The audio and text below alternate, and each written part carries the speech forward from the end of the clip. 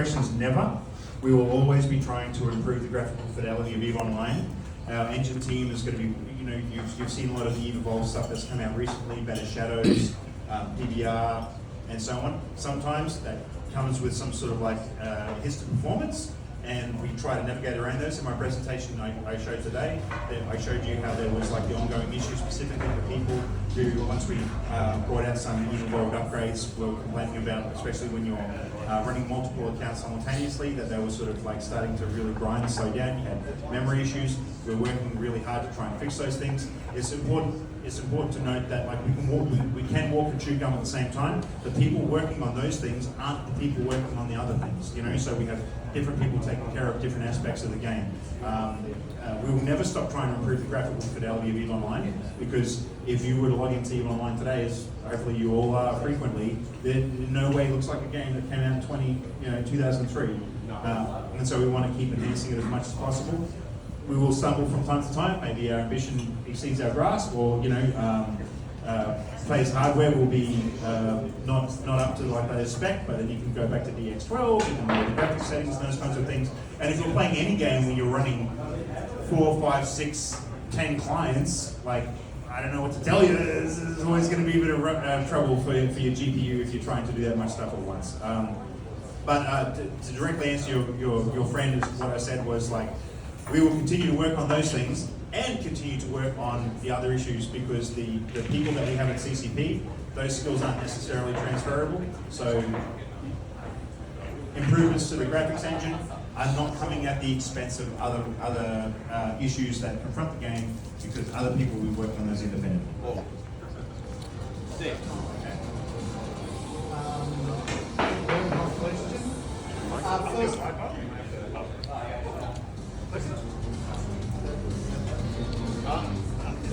Make it work, Sid.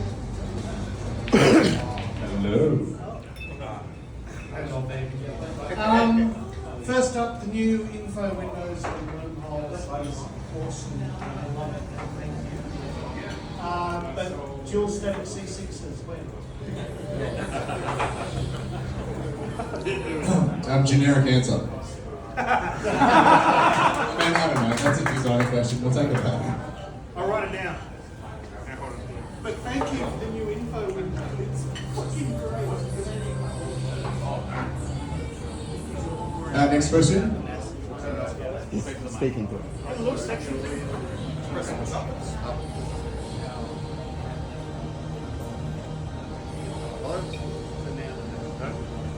Push it up. Hello. I read an article recently talking about how big of an impact EVE Sorry, Online... can you put the mic right up to your face? Sorry, Put it inside your mouth. Okay. I read an article recently talking about how big of an impact EVE Online has to men's mental health generally. Can you talk about how the team decides what part of the community to sort of like memorize, or like things like monuments for players, or things like achievements in game you actually formalize in game? Like, how do you decide that as a team? It's always sometimes it can be like a little bit of line ball, because I don't know, how do I say this? Like we have Malaya, for example, which is like the community cemetery where people can anchor cans. I've unfortunately had occasion to anchor 2 cans that site myself, friends that I've lost that I met through EVE who are no longer amongst us. Sometimes people will reach out to CCP because they've lost a friend and ask for something special to go in. And it's always kind of like dicey, because you want to honour that, but at the same time, then you're sort of opening the can of worms, like where you've kind of drawn the line. So normally, forgive me if I'm not covering the entire scope of question, but like when it comes to how we memorialise or recognise them, and even online, like Catch Say or Pepper as well, it kind of comes from a sense of like, what's the mood in the community? What do they think would be acceptable, and those kinds of things. Like, I think everyone can agree that Cribber of all people deserves some sort of like commemoration in the game, and that's why he's got that fantastic statue in the mark. Catch Say's incredible achievement, getting through every single system in the game without dying once. That's entitled to those sort of things. We kind of sadly confronted that situation recently with Anonymous. When the goons were moving out of Delve, they wanted to leave something behind.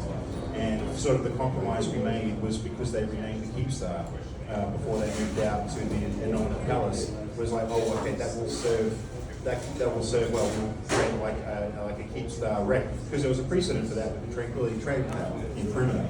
So we were able to sort of like preserve it that way. But we wouldn't, for nominate as great as driver was on him, we wouldn't have been able to like make a special monument for him, because then you're starting to create like a class of player. Hierarchy. Yeah, you're making a class of player because it was a famous dude, because it was on the CSM.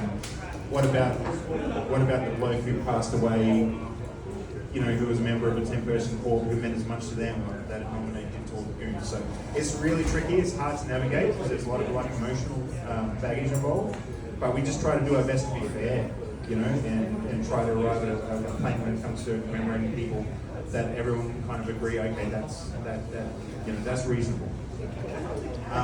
I kind of seized on the whole memorial part, but was there a different part to that question? That's good enough? Yeah. All right. Does anyone have anything they want to add to that one? Because this is a really sensitive one, so I want to make sure that I don't miss anything out.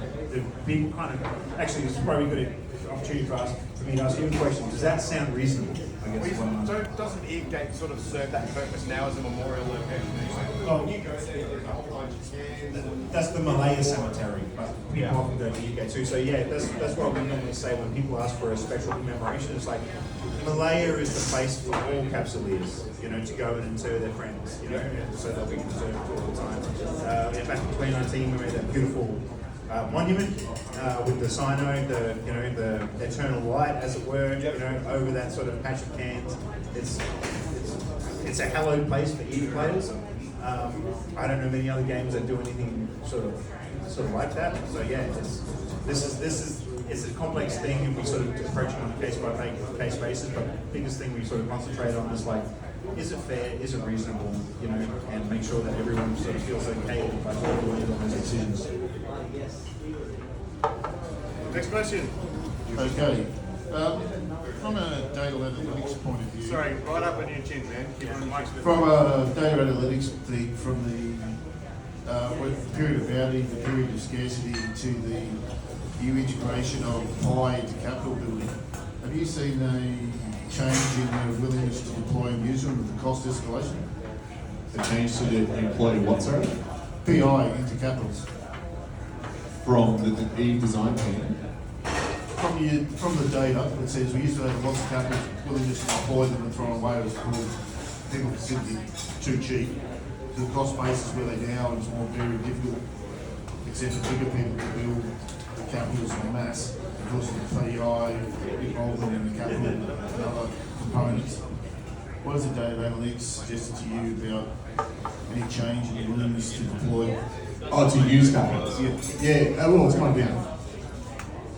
Yeah, that's what the data says. Like, people use capitals less, and we don't like that. We wanted to change that, and I know CCP Larrikin has, I think, spoken publicly about that at FanFest, and we are slowly making changes towards that direction.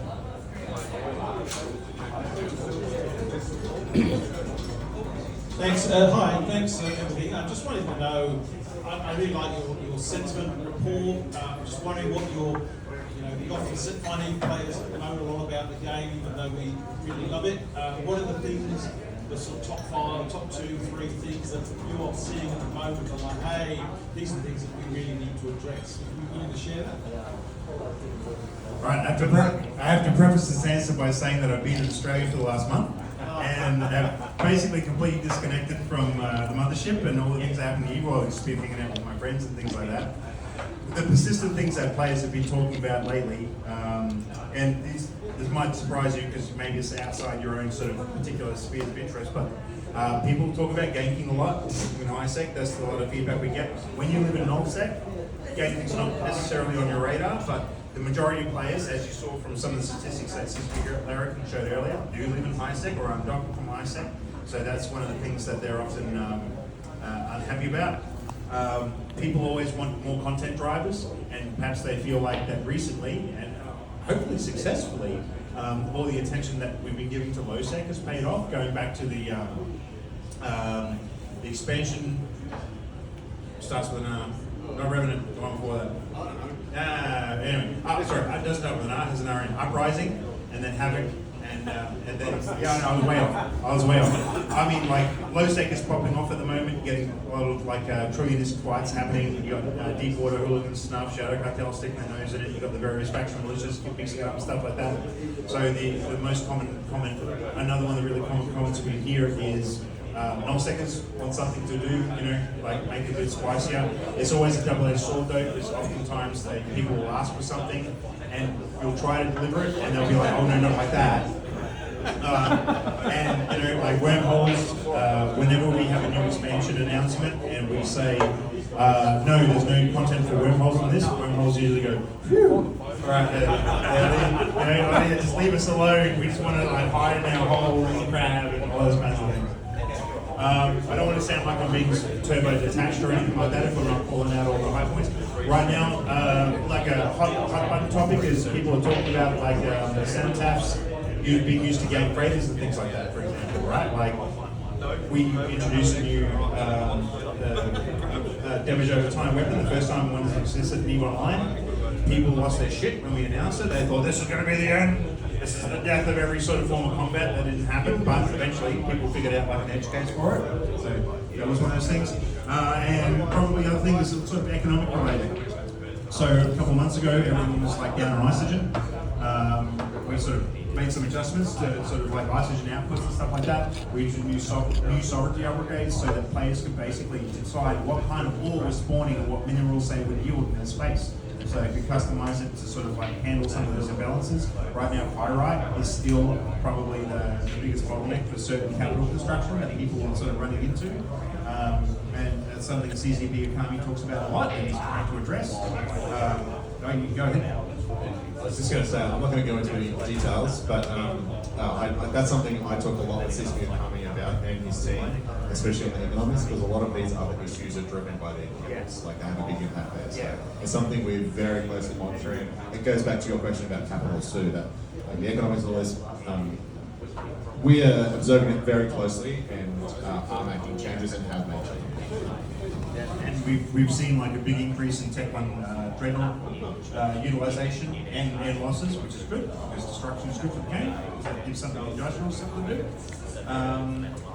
But those off the top of my dome, those are the ones. Sorry if I didn't mention a specific burning issue that some of you might have wanted to call out. But if I haven't, absolutely approach me after this and talk to me about it. Because if something's not on my radar or not on CCP's radar, and just because it's not on mine doesn't mean it's not on theirs. Talk to me about it so we can take it away from you. Next question. Me again. I recently read both of the Empires of Eve books. Is there any plans, or has ever been considered to incorporate actual like player history into the game of Eve, like formally, like with like a wiki in game, or like a system to like sort of like view it from the past? Like is that? Yeah, in the faction we have kind of already done that. There was, I don't want to say about 4 or 5 years ago, I think CCP Fozzie went on Bender, adding a whole bunch of new sites and monuments and things like that, whether it be a monument to the Battle of CJ, which is one of the ones that's poured out, you know, the Russian meat grinder that was poured out in Empires of Eve, to just a little station to commemorate Mark 726, who writes the Eve Travel Blog. You know, he had his like little heron, or his buzzard that he famously used to travel in to take screenshots to write his blog. He now has a monument in the game as well. When it comes to things like I just mentioned before, you know, the nominated palace, you know, like to commemorate those players. That Keepstar was taken down and got blown up. That could have been the end of it, but like, you know, we were petitioned by Goonies to say, hey, we lived here for so long, you know, this structure meant so much to us. It was like our holdout Keepstar during, you know, the last massive war. Like it means a lot of, has a lot of sentimental value to us beyond just a nominated stamping on it. Would you consider like putting a monument there for it? And I was like, yeah, okay, we could do that, because again, we have a precedent for it. I'm just gonna like, I've often felt like CCP has like had like this awkward sort of imbalance between how much we celebrate player achievements and how much we sort of push for the incredibly cruel lore that already exists in the game. I think leaning more heavily into the player side of things is the right move. And when players have done something phenomenal, you know, whether or not it goes into the game, we try to celebrate in other ways, like our PR people were like pushing various news outlets talking about the Great Migration. You know, we gathered all the statistics for that, and we were like shopping it to various PC gamers and stuff like that. It's like our players did this incredible thing. You should consider writing an article about it. Obviously, there's like there's like a business imperative to doing that as well. But it's also just a way of getting people out there, such as like with the scope. If you've been watching the scope, you know that recently we've been on a bit of a tear, pushing out the scopes much more frequently and talking about what players are doing when the battles that are happening. So we absolutely try to sort of like celebrate and promote player accomplishments as much as possible. We could always be doing more. It's also It's maybe something we don't want to write though. Like, we do try to be hands off with this a little bit, and if we're writing history, then we're interpreting to some degree. So ultimately, what is important and what something meant is up to the players to kind of define. Yeah, so I mean, I don't know if I've given you a sufficient answer to your question. We do pay attention, we do our best to sort of celebrate player achievements, bring it to the game. And once again, if people have got ideas of how we can do this better, approach me after the AMA and talk to me about it. We'll see what we do. just it's an observation, not a question. Just one thing to note about the scope feed, it's gone from being just purely personal. It's an ad break more so than a thing for the game. The skin You mean influence with the the pulse skinny, or the scope though? it might be the pulse. Yeah, one the with scope, skin we're very influence. careful to keep that Yeah, okay. in universe. But The pulse because is sort of the two are our... linked, because the the perception is the two are linked to people watching that feed and getting both, that there's a real, like as a player that's been around for a long time and seen that develop, when I see the pulse, I see an ad break. And it's encouraging me to microtransact. So as a player, a person outside of the game, they're going to associate the two together. It's kind of, I mean, that's kind of the point. The scope is the in-game universe, like all, no fourth wall break about what happened in the game. Yep. The Pulse is hosted by CCP Mirage. We do also talk about player achievements and stuff, but it's also that's also a tool for us to promote the game. And sometimes that includes offers and other monetization we're doing, but we do try to keep them separate. And they might appear side by side in the YouTube feed, so maybe that sort of co-mingles in people's minds a little bit. But we do like have a partition between the things we talk about in the scope and the things that we talk about in the Pulse. Hello. Is there any thoughts or changes planned for high sec ganking or penalties relating to extended Concord sort of thoughts and things? Unfortunately for me, that's one of those generic answer things. I can't tell you what's afoot or what's not afoot because I'm not involved in those conversations. Somebody have how answered people first. are focusing on that right now. Me either. Sorry, I don't know. That's just outside our wheelhouse. I can say there are certainly thoughts at CCP about high sec gaming. and those often contradictory thoughts. Like people inside CCP have different opinions about that. So. Hello again. Now, this is actually a question from me, not a court member. We've been talking around our Discord lately about how we kind of miss how now if you go from, say, Jita to Amara, it's like 60 jumps. Is there any plans? if you're taking a freighter through some of those systems, you need a bigger fleet. Is there any plans that either of you are aware of to maybe either take Naraja back or turn, even if it's an in-game event, turn low sec back into high sec or anything like that? Yeah, I can answer this. I am unaware of any plans.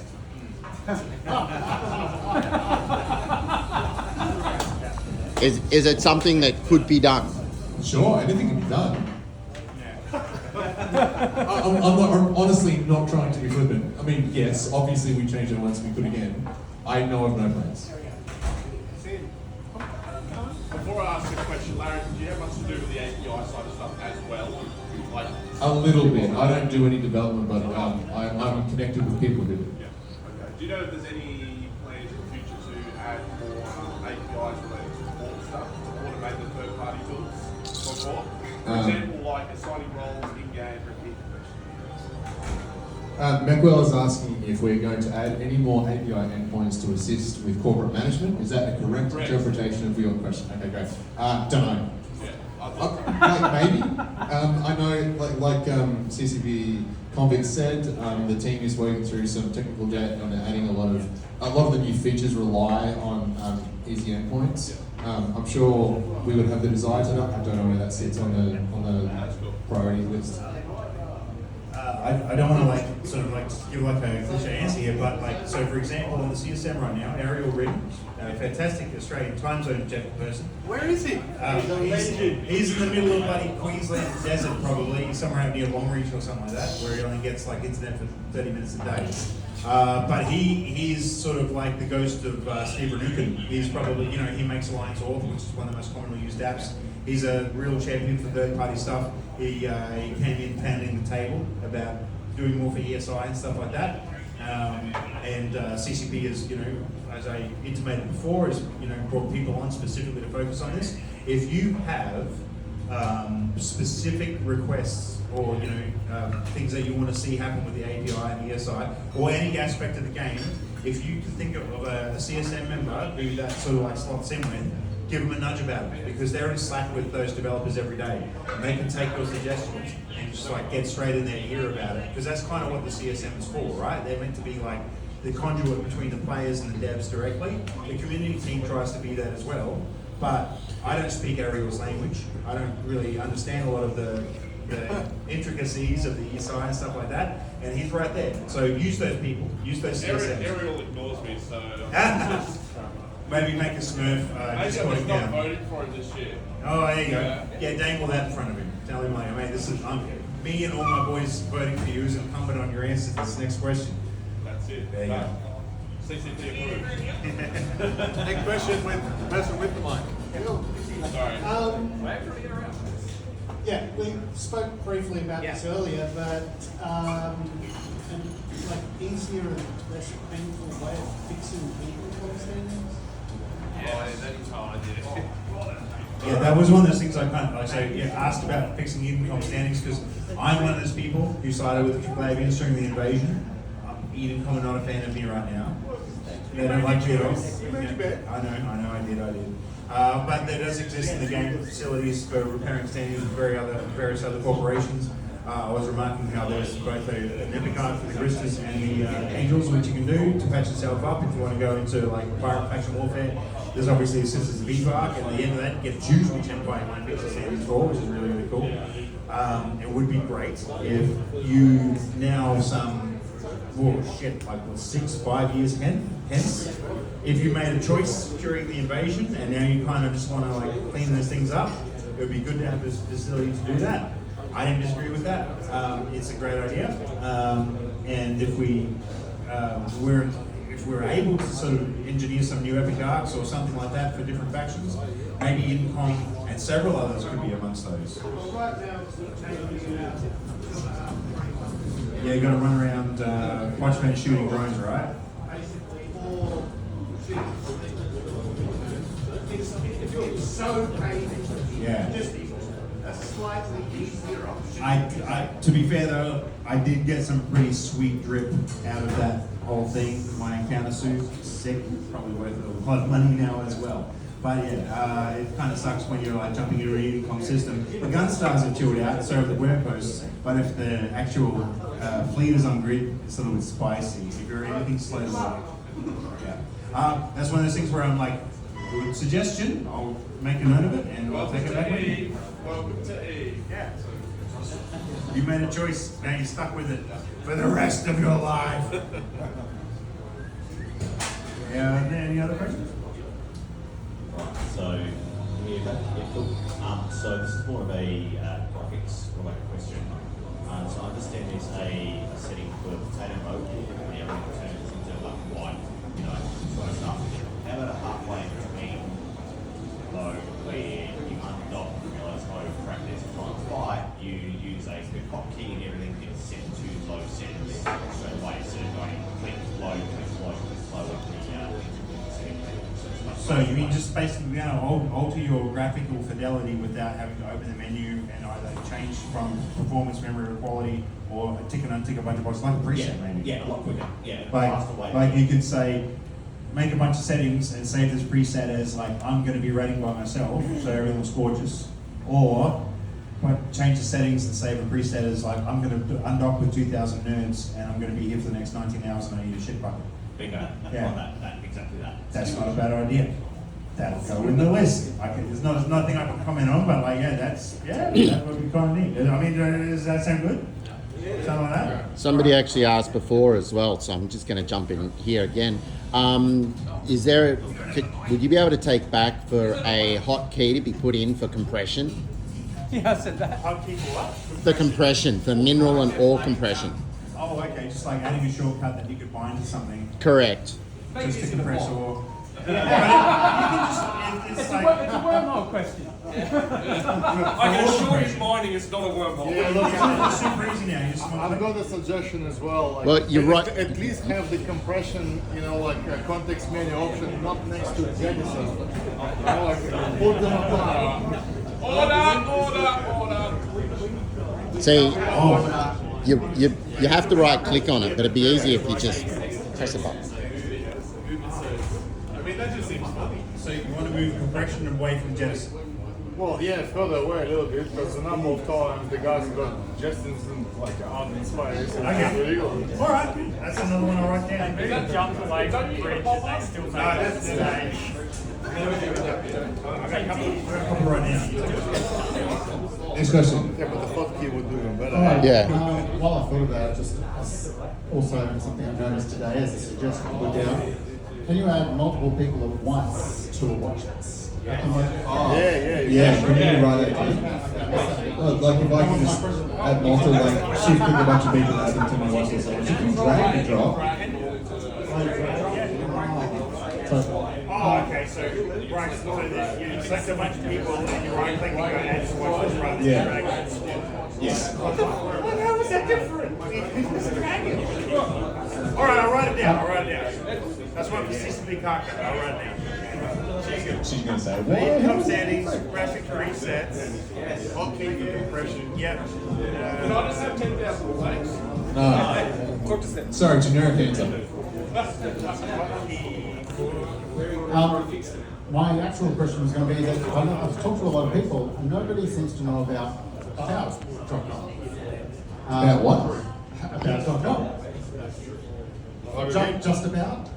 It was mentioned briefly in a survey that I answered. Yep. And I thought, and when I applied for partnership, the first rejection I got was check out this about.com and maybe look into it.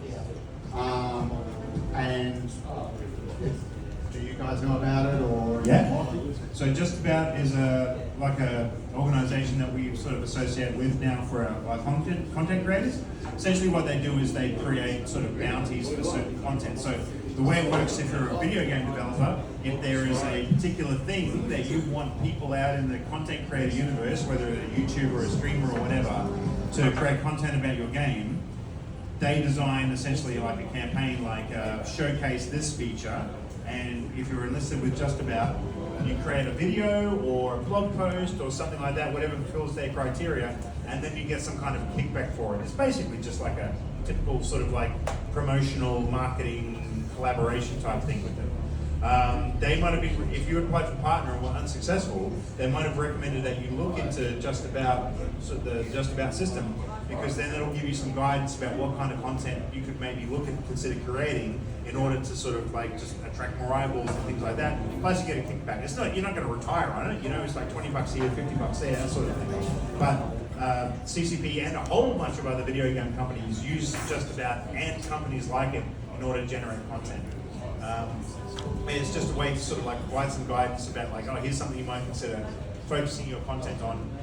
You get a bit of a kickback from it, and hopefully the video that you create or the stream that you do or the blog post that you write will gain a bit more traction because it's focused on a topical, interesting thing that we're all sort of like, because it's usually accompanied by a broader sort of marketing push which exists like in other domains such as advertising, like pre-roll videos on YouTube, interstitial advertisements, things like that. So you'll be sort of producing content which is in the same sort of mix that we're sort of like pushing out there. That's all it is. And if it's not something you're interested in, you just don't have to go here. That's what just about as well. I'm still up. I'm a new guy. So I have a question about the drifter crisis this year. It was this whole big thing. A whole bunch of factions had big speeches, and then they came into some wormholes, and then something happened. But I'm not really. Where are we at? Like what happened with the drifter crisis? Community. So,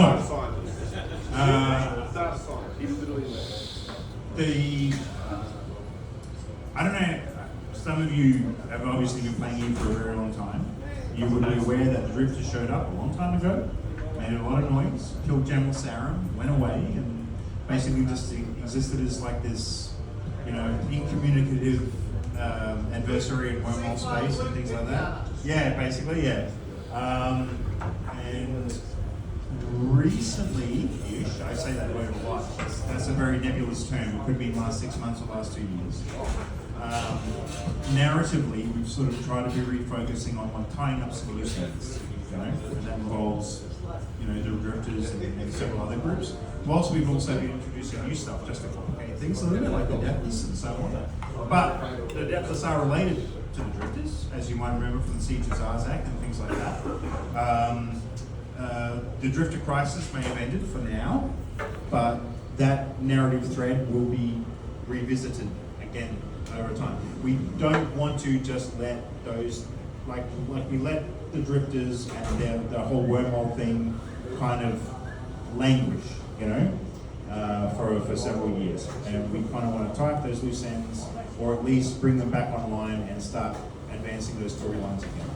And we are in the midst of that. There might not be anything happening right this minute, but I think in the next year or two, very likely that there's going to be a lot more, focus on those other things. Yeah. I was going to be a bit of a meme, but I'm now going to genuine question. Mr. Convict, you seem like you're a very law-loving person. A bit of all in it. Do you have any contribution to the law team as well? And if so, what may have you contributed? No, I don't have any formal contribution to the law team, but something I mentioned during my presentation when I was talking about the community teams, I mentioned how a lot of other teams come to interface with us because they can like tap into our like GUI geek brains with like 20 years of legacy and things like that. And one of those things, because I'm a law-interested player, is oftentimes people from narrative will reach out to me and be like, so if we did this, what would you think of that? You know, like just as like a micro focus group and things like that. And I'll go, oh, that'd be sick, you know, that'd be really cool. Or like, I don't know, that feels a bit weird because these guys did this back then and so on. I guess one contribution that we make to the law in the community team, for example, is when we do live events. I know that's probably not something that you've been able to indulge in because once again, European time zone, you guys are asleep, it sucks a bit.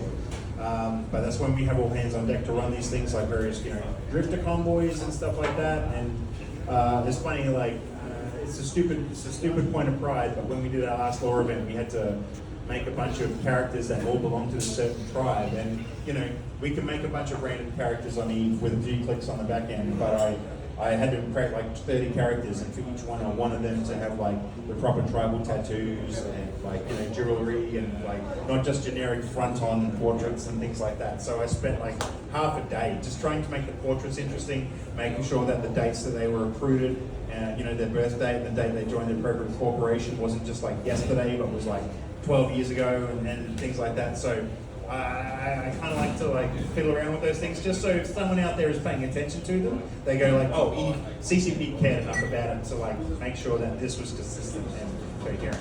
That's about it. Awesome. Thank you. From a data side, have you been happy with the changes to on like the result of the Triglavian like isolation systems? Do you think that's been a good generation of income for the game? Are you talking about Postman? Postman, yeah. Yeah. I want to remark on that because I'm not a game designer specifically whether we're happy or not, but I'll just reiterate something that I said during my presentation earlier today, which is that like in the last 6 to 8 months in particular, we've given a lot of focus to balancing those areas. I shouted out Drake in on particularly the CSM that we sort of like scooped in.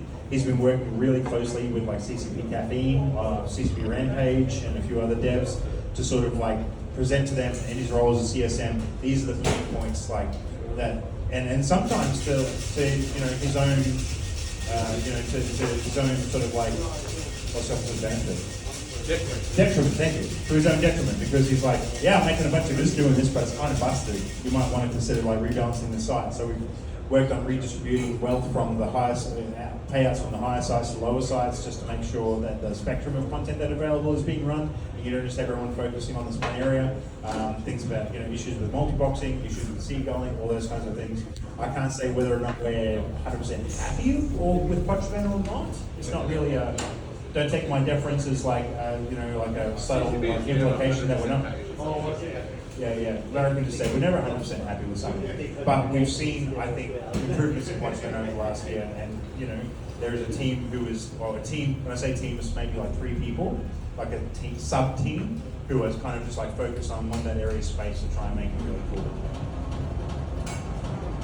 Speaking of law, Speak up, Captain, so bad. Sorry, sir. Speaking of law, I have read Improving Age and 10.1 back in the day, even like novels. Any plans or perhaps an idea to progress even line-based novels in the future? Yes, we got and a movie, what movie you're going to make next? No plans afoot that I'm aware of. Right now we're focusing sort of like on how we present the law in-game to players. When it comes to externalities, we did like a few comic books a while ago. We did the Eve True Stories, the Eve Valkyrie one, the novels that you mentioned. To the best of my knowledge, we don't have like another book on the horizon. We don't have someone either in or contracted to sort of write those kinds of things. I know that periodically our business development manager, CCP Duckling, will come to us and she'll be like, tell me about how Capsulia's got made, and I'm like, why would you ask that question? She's like, just tell me. It's not important what it's for, those kinds of things. So she's always like flitting around and looking at different opportunities to like expand the range of e-media. And that's always something that's been sort of part of CCP. You guys might remember CCP Talking Friends from back in the day. He was the guy who got up and talked about like the TV series and all that kind of stuff. Man, one of the things when I joined CCP was I scraped through the internal wiki about like all the stuff about that TV. Let me tell you, they fucking used some shoe leather trying to get that thing off the ground. Like I saw a list of meetings, like they went to Hollywood and had a list of meetings with all these different production studios, including like Scott Free and Ridley Scott's production company and stuff like that, just shopping around the Eve IP, trying to get someone interested in it and stuff like that. This is a long time ago now. So if you ever looked at the Eve TV series, you're like, oh, what happened with that? They were really trying. Maybe they're going to undermine that by Expanse. Oh, I think this was a long time before the Expanse was a thing. Like, I'm talking back like 16, 17, 18 was when they were out there like chewing it up. But never say never. Who knows what's going to happen? But just to answer your question succinctly, I'm not aware of any plans right now in order to expand the Eve universe with additional novels. I reckon we've got time for maybe 2 more questions, so I'll hand this over. So someone who hasn't already asked a question. Exactly. I haven't asked a question and I've got 2 questions. Very clear. First question is, when are you going to bring back Blackout? Well, I've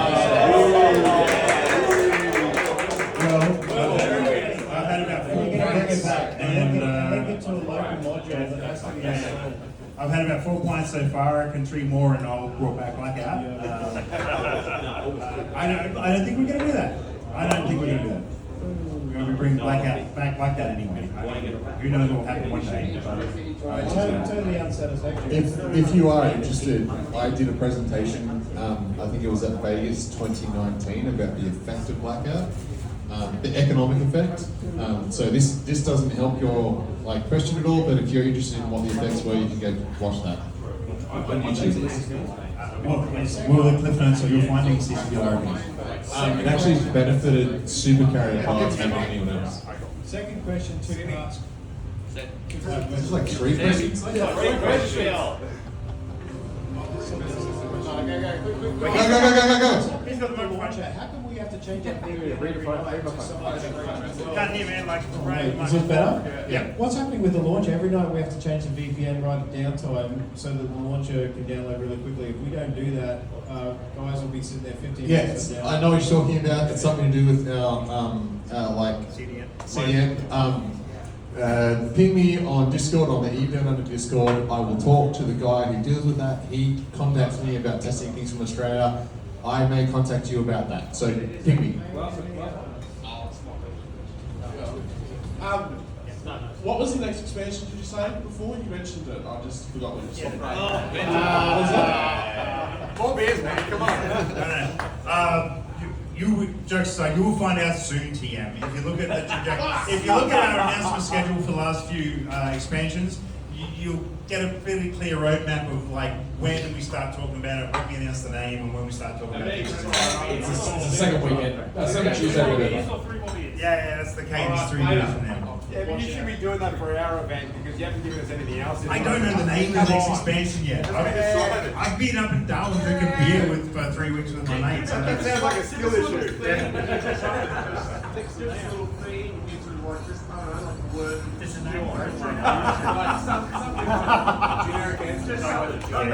I can't take that risk. I'll get a big rap on the knuckles from CCP Tiger Shark. I think it's called Ibis or bin chicken or something.